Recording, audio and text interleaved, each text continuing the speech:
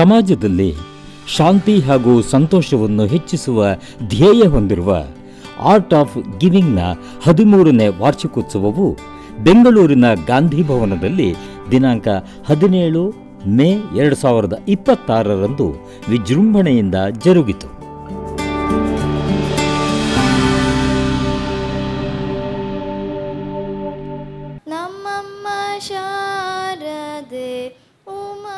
ಕುಮಾರಿ ಈಹ ಪ್ರಾರ್ಥನಾ ಗೀತೆ ಹಾಡಿದರು. ನಾನು ಕೊಟ್ಟೇನೆ ಎನ್ನುವಂಥ ಭಾವನೆ ಉಳಿಬಾರ್ದಂತ ಒಳಗಡೆ. ಅದು giving, art of loving, art of living, then it graduates to art of giving. Rakesh ರವರ ವಿಶೇಷ ಸೌಂಡ್ ಬಾತ್ ಥೆರಪಿ ನೆರೆದಿದ್ದವರ ದೇಹ ಹಾಗೂ ಮನಸ್ಸನ್ನು ಹಗುರವಾಗಿಸಿತು.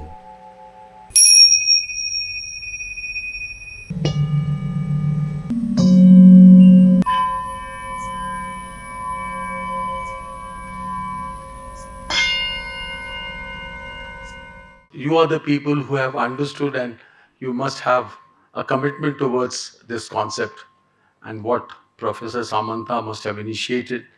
If it gets spread, then you can yourself imagine how beautiful the life will be. Karma comes back.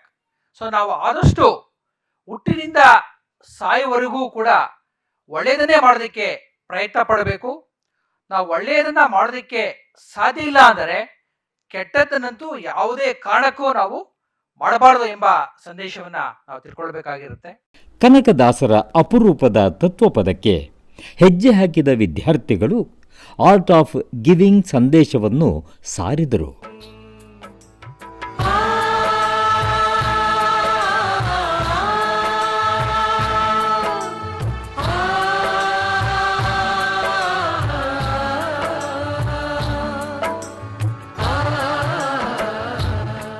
ಮಾನವ ಜನುಮಕ ಬಂದ ಮ್ಯಾಲೆ ಜ್ಞಾನವಂತನಾಗಿನಿ ಬಾಳೋ.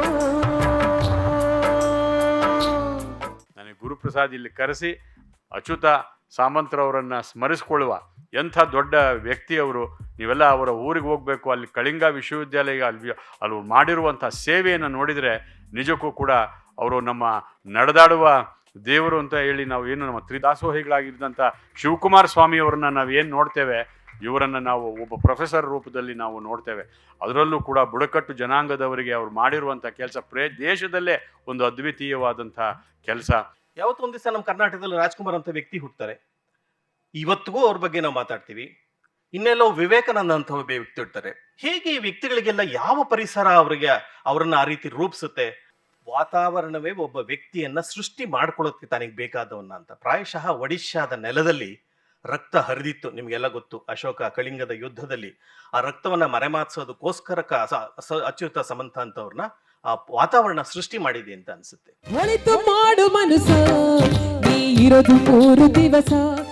ಅಂತಾರಾಷ್ಟ್ರೀಯ ಖ್ಯಾತಿಯ ಜಾನಪದ ಗಾಯಕಿ ಸವಿತಕ್ಕ ಅವರಿಂದ ಸಂಗೀತ ಕಾರ್ಯಕ್ರಮ ನಡೆಯಿತು. ನನಗೆ ಸಮಂತ ಅವ್ರ ಬಗ್ಗೆ ಇದೆಲ್ಲ ನಾನು ಇಷ್ಟು ವರ್ಷಗಳಿಂದ ನೋಡ್ಕೊಂಡು ಬರ್ತಾನೇ ಇದ್ದೀನಿ. ಹೇಗೆ ಬಸವಣ್ಣನವರು ಕಳಬೇಡ, ಕೊಲಬೇಡ, ಹುಸಿಯ ನುಡಿಯಲು ಬೇಡ, ಮುನಿಯಬೇಡ, ಅನ್ಯರಿಗೆ ಅಸಹ್ಯ ಪಡಬೇಡ, ತನ್ನ ಬಣ್ಣಿಸಬೇಡ, ಇದರ ಹಳಿಯಲು ಬೇಡ, ಇದೇ ಅಂತರಂಗ ಶುದ್ಧಿ, ಇದೇ ಬಹಿರಂಗ ಶುದ್ಧಿ, ಇದೇ ನಮ್ಮ ಕೂಡಲ ಸಂಗಮ ದೇವನ ಒಲಿಸುವ ಪರಿ. ನಿಜವಾಗ್ಲೂ ಸಮಂತ ಅವ್ರಿಗೆ ಹೇಳಿ ಮಾಡಿಸಿದಂತಹ ಒಂದು ವಚನ. ಒಬ್ಬ ವ್ಯಕ್ತಿ ಅಲ್ಲ ಅಚ್ಯುತ ಸಮಂತ ಅವರೊಂದು ಶಕ್ತಿ. ಅವರು ಲಕ್ಷಾಂತರ ಜನರಿಗೆ ಮಾರ್ಗದರ್ಶಕರಾಗಿದ್ದಾರೆ.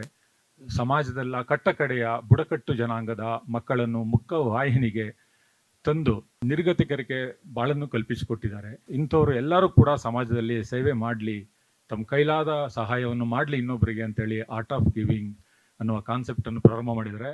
ಗ್ರಾಮೀಣಾಭಿವೃದ್ಧಿ ಮತ್ತು ಪಂಚಾಯತ್ ರಾಜ್ ಇಲಾಖೆ ಜಂಟಿ ಕಾರ್ಯದರ್ಶಿಗಳಾದ ಜಯಲಕ್ಷ್ಮಿ ರವರು ಅಚ್ಚುಕಟ್ಟಾಗಿ ಕಾರ್ಯಕ್ರಮವನ್ನು ನಿರೂಪಿಸಿದರು.